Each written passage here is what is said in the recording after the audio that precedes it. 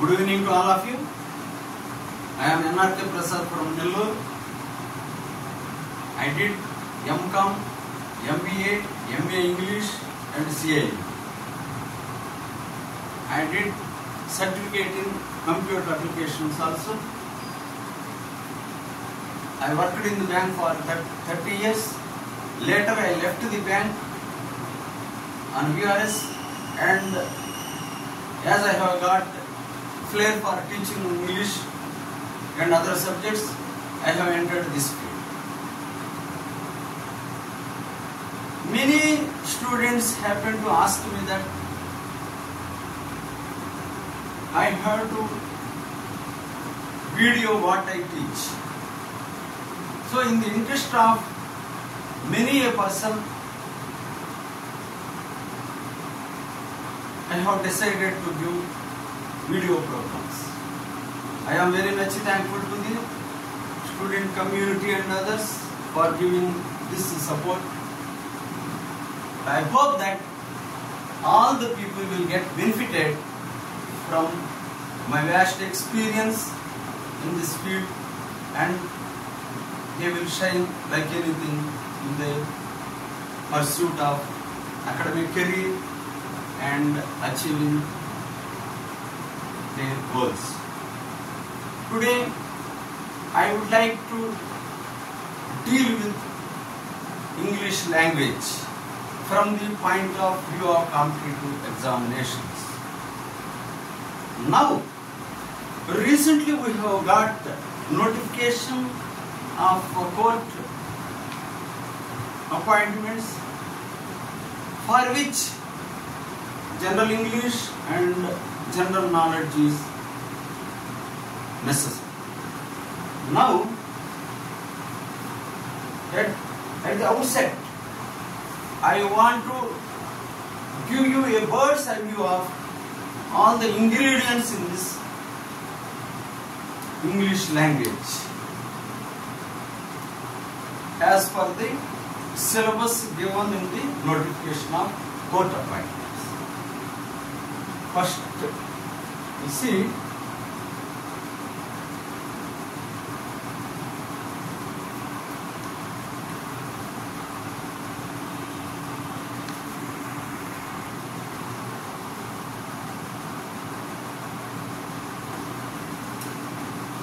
language.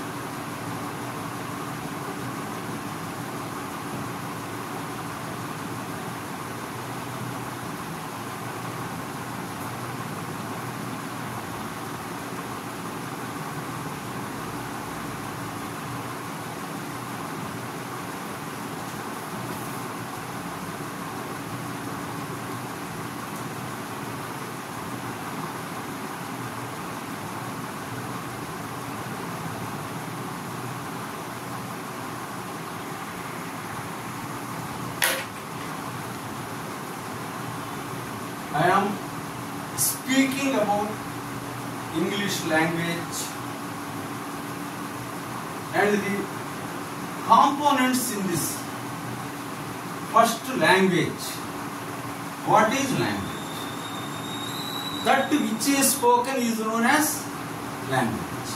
Telugulo bhasha. While studying language, we have to see that there are two main ingredients. That is one grammar, the other one is vocabulary. In competitive exams, usually 50% of the marks or question paper is from grammar and the rest 50% is from vocabulary. In many classes, people touch only grammar and this vocabulary part is left to the students, aspirants. So they are not giving importance to vocabulary. It is left to the students. Students who do not know the importance of vocabulary. We have to balance our preparation. Grammar as well as vocabulary. Grammar తెలుగులో వ్యాకరణము అంటారు.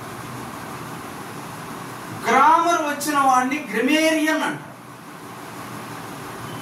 తెలుగులో వ్యాకరణుడు అంటారు. తెలుగులో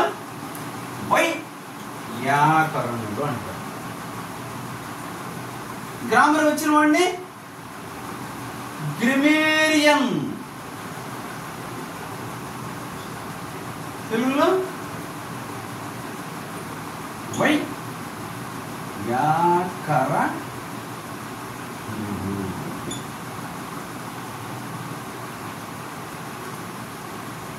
రెండో part వచ్చి vocabulary, పదజాలము,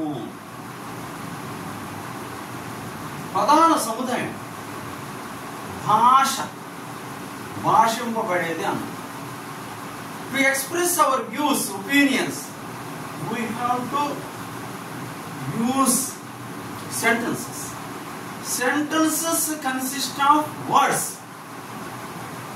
Words consist of letters. Grammar ఇవన్నీ కూడా పదాలు. ఈ పదాలని రకరకాలుగా చూస్తున్నాం.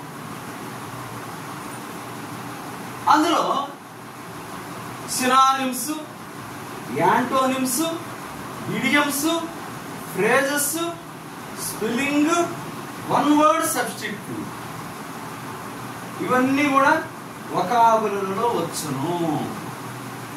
ఒక విధంగా చెప్పాలంటే ప్రొనౌన్సియేషన్ కూడా మనం ఇందులో గమనించాలి. Pronunciation that is also very important.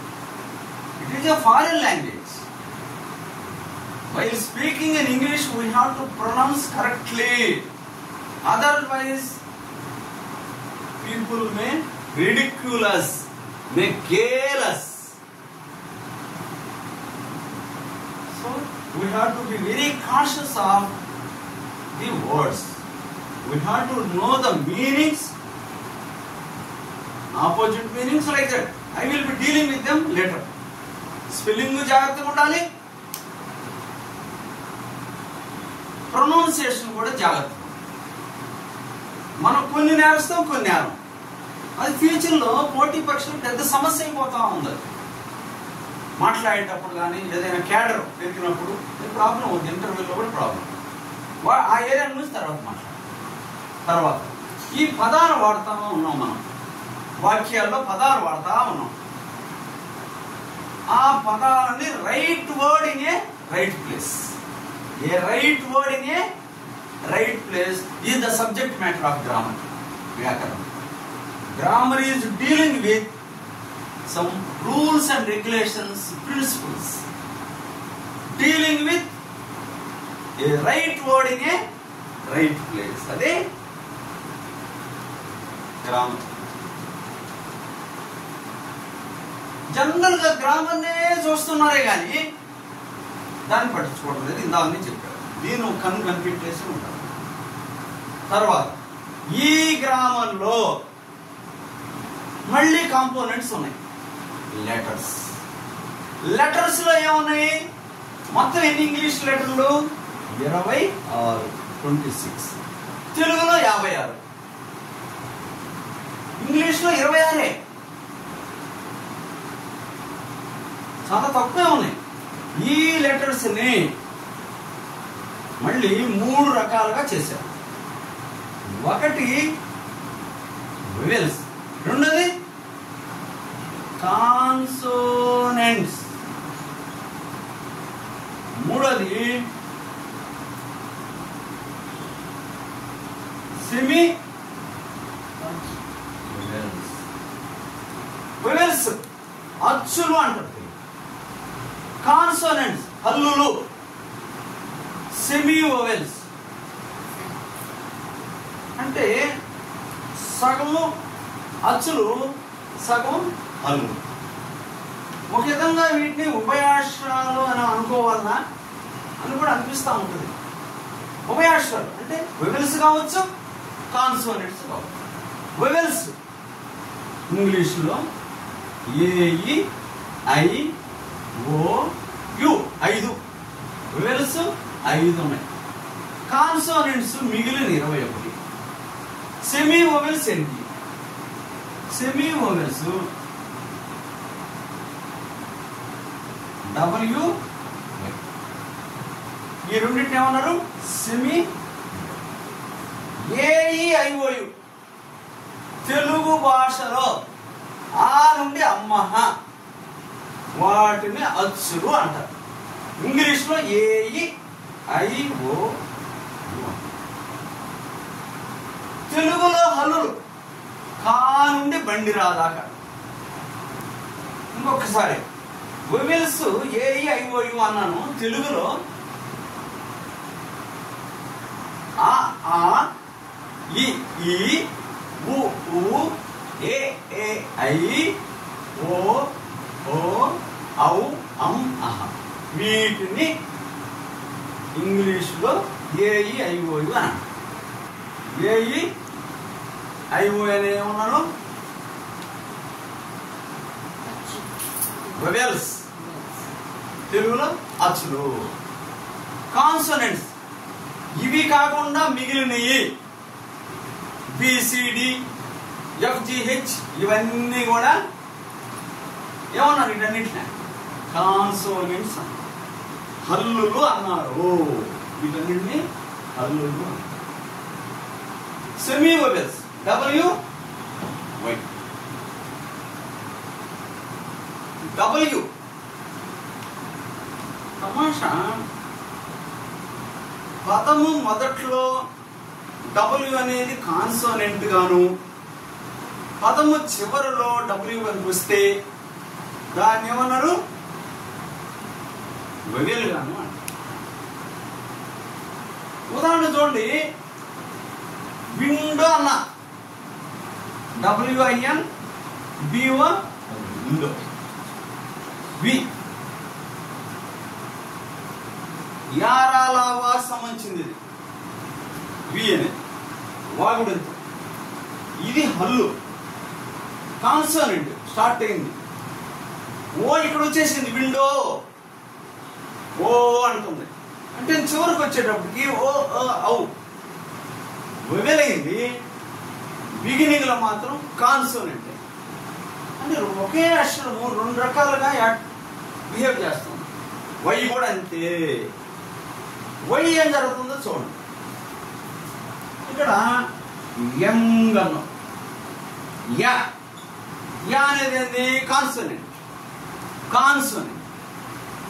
Why అనేది కాన్సోనెంట్. ఈ వై పదం చివరికి వచ్చింది అనుకోండి. వై చివరికి వచ్చింది అనుకోండి. Y I A A I I కదా. ఇది వొవెల్. అంటే వై అనేది బిగినింగ్ లో కాన్సోనెంట్, ఎండ్ లో మాత్రం వొవెల్ అవుతుంది. అంటే ఒకే అక్షరము రెండు రకాలుగా బిహేవ్ చేస్తుంది. అందువల్ల దీన్ని సెమీ వొవెల్ అని అన్నారు. సగం అట్లా ఇట్లా సగం. ఈ లెటర్స్ గురించి, ఈ లెటర్స్ గురించి ఒక అవగాహన మనకి ఎందుకు ఉండాలంటే, దీన్ని చెప్పుకుంటా పోతే చాలా ఉంది. కానీ ప్రధానంగా పోటీ పరీక్షల్లో వీటి ఇంపార్టెన్స్ ఏంటంటే, ఆర్టికల్స్ అనే ఒక చాప్టర్ ఉంది. ఆర్టికల్స్ ఎన్ని రకాలు? సింపుల్ గా చెప్పు. ఆర్టికల్స్ బ్రాడ్లీ రెండు రకాలు. అవి ఏవి? Definite article, indefinite. Definite article వచ్చి దా, దాన్నే కొన్ని సందర్భాల్లో ది అని కూడా అంటారు. దాని గురించి తర్వాత మాట్లాడతాం. దా లేక ది. ఇండెఫినెట్ ఆర్టికల్ ఏంది? ఏ లేక యా. ఇక్కడ ఒక చిన్న మాట చెప్పాలి. నేను ఒక బుక్ చూసా తమాషగా, తమిళనాడులోది. పూర్వకాలంలో మొట్టమొదట యాన్ అనేది లేదు.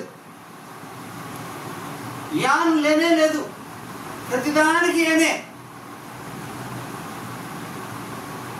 ప్రతిదానికి ఏ వాడేవాడు. తర్వాత వీళ్ళు ఏం చేశారంటే గ్రిమేరియన్స్ కానీ లింగ్విస్టులు ఆ ఏకి ఎన్ యాడ్ చేశారు. ఎందుకంటే జనరల్గా ఇంగ్లీష్ లాంగ్వేజ్లో చాలా పదాలు చివరి ఎన్ ఉంటాయి. చూడండి, విన్ను, పెన్ను, తిన్ను, తిన్ను అంటున్నాం కదా, ఎన్ వస్తుంది చివరిలో. అందువల్ల ఎందుకంటే ఎన్ ఎందుకు పెడతారంటే కన్వీనియంట్గా ఉంటుంది పలకడానికి. ప్రధానికి ఏ వాడటం వల్ల కొంచెం ఇన్కన్వీనియంట్ అయ్యేది కొన్ని సందర్భాల్లో. అందువల్ల వాళ్ళు ఆలోచించి ఈజీగా ఉండటానికి ఎన్ అనేది యాడ్ చేశారు. అప్పటి నుంచి యాన్ అనేది వచ్చింది. లేకపోతే మొట్టమొదటి ఏముండింది భాషలో? ఏనే. అది నేను ఒక బుక్లో చదివాను. నిజంగా ఇది చాలా గొప్ప పరిణామం. అయితే ఏ యాన్లు ఎక్కడ వాడతాం, దా ఎక్కడ వాడతాం, పాయింట్ వచ్చింది కాబట్టి చదువుతున్నాం. మళ్ళీ తర్వాత డీటెయిల్గా మాట్లాడతాం. ఇక్కడ పర్టికులరైజ్ అయినప్పుడు దా వాడాలి, సూపర్లేటివ్లో దా వాడాలి. అట్లా హెడ్స్ ఆఫ్ డిపార్ట్మెంట్కి దా వాడతారు. అలా దా ఎక్కడెక్కడ వాడాలనే పర్టికులరైజ్ అనేది మాట చెప్పారు. పర్టికులర్ కానప్పుడు ఏం వాడాలా? ఏ లేక యాన్. అయితే ఏ ఎక్కడ వాడాలా, యాన్ ఎక్కడ? అది ఒక సమస్య. నన్ను ఒకసారి కాళహస్తిలో పాఠాలు చెప్పేటప్పుడు నన్ను కొంతమంది టీచర్లు అడిగారు, చాలా అది కన్ఫ్యూజన్గా ఉంది, వినేటప్పుడు బాగానే ఉంటుంది, అసలు ఏంది సమస్య అందులో, డిస్టింగ్విష్ చేయాలా అంటే సింపుల్గా చెప్తానని చెప్పి ఒక మాట చెప్పారు. అమ్మ దా అనేది అక్కడ పడదు అని తెలుసుకున్న తర్వాత ఏ లేక యాన్ను వాడాలా. ఆ ఏ యాన్లు ఏది వాడదాం? మీరు ఏ పదం ముందైతే మీరు యాన్ వాడాలనుకున్నారో దానికి సంబంధించిన ప్రొనౌన్సియేషన్ పైన రాసుకోండి.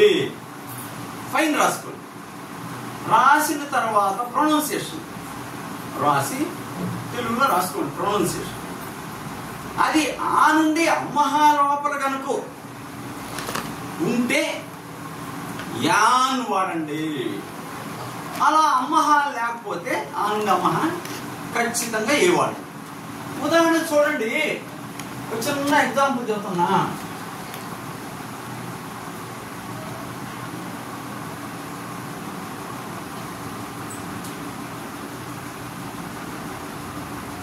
ఓడబ్ల్యూఎల్ అవును. ఓడబ్ల్యూఎల్ ఏందే? అవును, ఉట్ల గోబ. దేంతో స్టార్ట్ అయింది? అవు. అవ్వేంది? ఓ అవును, అవుంది అంటే వయల్, అచ్చుతో స్టార్ట్ అయింది. ఇలా అచ్చుతో కనుక ఆ నుండి అమ్మహా లోపల ఉన్న అక్షరంతో స్టార్ట్ అయింది కాబట్టి దానికి ముందు యాన్ వాడండి. మీకు ఏలే రావాలనే లేదు.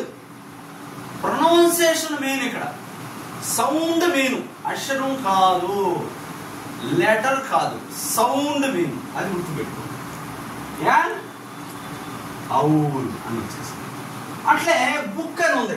బుక్ ముందు ఏం వాడాలా? ఇలా వచ్చింది కదా, బాగుడింతమని వచ్చింది, బాగుడింత వచ్చింది. అందువల్ల మీరేం చేస్తున్నారు?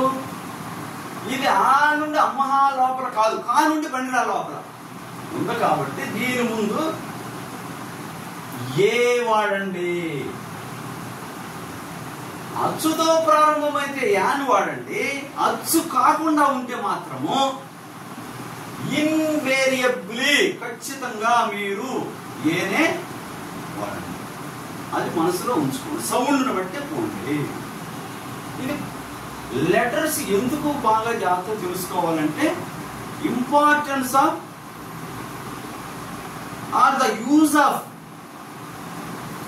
articles depends upon the sound. ఆ సౌండ్ ఏంది? వొవెల్ సౌండా కాన్సోనెంట్ సౌండ్ అనే దాన్ని చెప్పడానికి ఇది తెలుసుకోవాలి. అట్లే అనేక అక్షరాల్లో స్పెల్లింగ్ కోసం కూడా లెటర్స్ మనం వాడుకుంటా ఉన్నాం. ఈ సింపుల్గా ఏం చెప్తే ఇది ముగించేసాను. తర్వాత ఈ లెటర్ల సముదాయాన్ని ఏమంటారు? వర్డ్స్ అంటే పదాలు. అక్షరాల సముదాయాన్ని ఏమన్నారు? పదాలు. వర్డ్స్ లెటర్ల సముదాయం. Group of letters giving certain meaning. ఒక నిర్ణీతమైన అర్థం ఇచ్చేటువంటి అక్షరాల సముదాయాన్నే వర్డ్ అంటాము. ఈ వర్డ్స్ ఇంగ్లీష్ లాంగ్వేజ్ లో మోర్ దాన్ 5 lakhs ఉంది. ఈ వర్డ్స్ ని రకరకాలుగా పిలుస్తూ ఉంటారు. ఈ వర్డ్స్ వాక్యంలో ఎలా వాడుతున్నాము, how we are using these words అనే దాన్ని బట్టి they are classified into 8 parts, 8 classes. They are also known as parts of speech. దాన్ని తర్వాత నేర్చుకోండి. ఈ వర్డ్స్ అయ్యే noun, pronoun, adjective, verb, adverb, preposition, conjunction, interjection. వీటి గురించి విడిగా మనం తెలుసుకుంటాం. తర్వాత ఫ్రేజెస్. ఈ పదాల సముదాయమే అంటే వాక్యంలో ఒక భాగం. పదాల సముదాయమే ఫ్రేజ్. ఉదాహరణ చూడండి, in the evening, in the morning అన్న ఫ్రేజ్ అనమాట. ఫ్రేజ్లు కూడా చాలా రకాలు ఉన్నాయి. గ్రూప్ ఆఫ్ వర్డ్స్ అనమాట. ఇది గ్రూప్ ఆఫ్ లెటర్స్. వర్డ్స్ అనేది, ఫ్రేజెస్ అనేది group of words giving certain meaning. తర్వాత క్లాజెస్. ఈ ఫ్రేజ్ అనేది క్లాజ్ లో ఒక భాగం, లేక సెంటెన్స్ లో ఒక భాగం ఫ్రేజ్ అనేది. ఈ క్లాజెస్ సెంటెన్స్ లో భాగం. క్లాజెస్ అనేవి సెంటెన్స్ లో భాగం. ఇవి మెయిన్ క్లాజ్ అని, సబార్డినేట్ క్లాజ్ అని. సబార్డినేట్ క్లాజుల్లో మళ్ళీ రకాలు ఉన్నాయి. Noun clause, adjective class, adverb class అని కూడా రకాలు ఉన్నాయి. అన్ని తర్వాత మనం చూస్తాం. కాంప్లెక్స్ కాంపౌండ్ సెంటెన్స్ అప్పుడు వస్తుంది. తర్వాత సెంటెన్సెస్. ఈ క్లాజుల కాంబినేషన్ లో మనం రకరకాల సెంటెన్స్ చూస్తా ఉంటాం. ఓకే, సెంటెన్స్ అంటే ఏంటి? క్యాపిటల్ లెటర్ తో స్టార్ట్ అవుద్ది, ఫుల్ స్టాప్ తో అర్థం. ఏదైనా కావచ్చు. మీరు ఒక క్వశ్చన్ అడగచ్చు. క్వశ్చన్ సెంటెన్స్ అన్నాడు. క్వశ్చన్ అనేది కూడా సెంటెన్సే. దాంట్లో కూడా ఫుల్ స్టాప్ ఉంది కదా. క్వశ్చన్ లో ఉందా లేదా చూడండి. ఈ క్వశ్చన్ వేసాం, దాంట్లో ఫుల్ స్టాప్ ఉందా లేదా. అట్లే ఎక్స్క్లమేటరీ సెంటెన్స్ ఉంది, దానికి కూడా ఫుల్ స్టాప్. ఇంపేరేటివ్, అసెప్టివ్ సెంటెన్సే కాకుండా వాటన్నిటి కూడా మనం ఫుల్ స్టాప్ చూస్తాం. ఏది ఏమైనా sentence is a group of words giving complete sense. సంపూర్ణ అర్థం ఇచ్చేటువంటి పదాల సముదాయాన్నే మనము వాక్యము అని అంటాం. ఈ సెంటెన్స్ రకరకాలుగా పిలుస్తారు. మీనింగ్ ను బట్టి 4 రకాలు, స్ట్రక్చర్ ను బట్టి 3 రకాలు. నిర్మాణాన్ని బట్టి, మీనింగ్ ను బట్టి మనందరికీ తెలిసిందే. అసెప్టివ్ సెంటెన్స్, వాటిని డిక్లరేషన్స్ అంటారు, స్టేట్మెంట్స్ అంటారు. రెండోది ఇంటరాక్టివ్ సెంటెన్స్, వాటిని క్వశ్చన్స్ అంటారు. మూడోది ఇంపేరేటివ్ సెంటెన్స్. నాలుగోది ఎక్స్క్లమేటరీ సెంటెన్స్. అసెప్టివ్ సెంటెన్స్ ఒక విషయాన్ని తెలియజేస్తారు. The thief is entering the room. The thief is entering the room అన్నప్పుడు ఏంది? ఒక విషయాన్ని చెప్పాడు. ఈ the thief entering the room, enter అవుతున్నాడా థీఫ్? థీఫ్ రూమ్ లోకి ఎంటర్ అవుతున్నాడా? ఇది క్వశ్చన్. దాన్ని ఇంటరాక్టివ్ సెంటెన్స్ అని కూడా అంటారు. అట్లే డోంట్ ఎంటర్ ది రూమ్ అని కానీ, ఎంటర్ ది రూమ్ అని కానీ వెర్బ్ V1 తో కనుక స్టార్ట్ అయినట్లయితే ఒక ఆర్డర్ కావచ్చు, రిక్వెస్ట్ కావచ్చు. Open the door, please open the door. Open the door order కావచ్చు, please open the door request కావచ్చు. అవి imperative sentence. Exclamatory sentence, what a beautiful building it is, how melodiously she is singing the song, how mellifluously she is singing the song. అవి ఎంత మధురంగా పాడుతూ ఉంది అని ఆశ్చర్యాన్ని తెలియజేస్తే దాన్ని ఎక్స్క్లమేటరీ సెంటెన్స్ అని అంటారు. ఇవి మీనింగ్ని బట్టి వస్తుంది, స్ట్రక్చర్ను బట్టి, నిర్మాణాన్ని బట్టి కూడా సెంటెన్స్ ఉంది. ఒకే ఒక మెయిన్ క్లాజ్ ఉందనుకోండి, అంటే ఒకే ఒక ఫైనైట్ వెర్బ్ ఉందనుకోండి, అంటే సింపుల్గా చెప్తున్నాను నేను, ఆమె డీప్గా పడతాను, దాన్ని సింపుల్ సెంటెన్స్. ఒకటి కంటే ఎక్కువ క్లాజులు కనుకుంటే అది కాంపౌండ్ సెంటెన్స్ కావచ్చు, కాంప్లెక్స్ కావచ్చు. కాంపౌండ్ సెంటెన్స్ అంటే రెండు మెయిన్ క్లాజులు ఉంటాయి. Example, boys dance and girls song. బాలికలు బాలురు నాట్యము చేసేవి, బాలికలు గానము చేసేవి. Boys dance, girls song. అవి రెండు మెయిన్ క్లాజ్, ఇది compound sentence. When boys danced, girls song. బాలురు నాట్యము చేస్తుండగా బాలికలు గానము చేసేవి అన్నప్పుడుది కాంప్లెక్స్ సెంటెన్స్. వాటి గురించి డీటెయిల్గా మనం తెలుసుకుంటాం. అంటే ఒక సబార్డినేట్ క్లాజు, ఒక మెయిన్ క్లాజ్, ఒక మెయిన్ క్లాజు, ఒక సబార్డినేట్ క్లాజు మినిమం ఉంటే అది కాంప్లెక్స్ సెంటెన్స్. రెండు మెయిన్ క్లాజులు కనుక ఉంటే అది కాంపౌండ్ సెంటెన్స్. ఒకే మెయిన్ క్లాజ్ ఉంటే అది సింపుల్ సెంటెన్స్. ఇది కొంచెం కాంప్లికేటెడ్, వీటి గురించి మనం తర్వాత తెలుసుకుంటాం. తర్వాత డైరెక్ట్ స్పీచ్, ఇండైరెక్ట్ స్పీచ్. మనం మాట్లాడే వాక్యాలు, మన భావ ప్రకటనలో ఎన్నో వాక్యాలు మాట్లాడుతాం. అవి ఒక వ్యక్తి చెప్పిన మాటలను యాజ్ ఇట్ ఈజ్ గా వాడితే డైరెక్ట్ స్పీచ్ అని, ప్రత్యక్ష సంభాషణ అని. ఒక వ్యక్తి చెప్పిన మన మాటల్లో కనుక చెప్పినట్లయితే దాన్ని పరోక్ష సంభాషణ లేక ఇండైరెక్ట్ స్పీచ్ అని కూడా అంటారు. ఇది డైరెక్ట్ స్పీచ్, ఇండైరెక్ట్ స్పీచ్ చాలా ఇంపార్టెంట్ పరీక్ష దృష్టిలో. దీని గురించి కూడా మనం తర్వాత డీటెయిల్గా తెలుసుకుంటాం.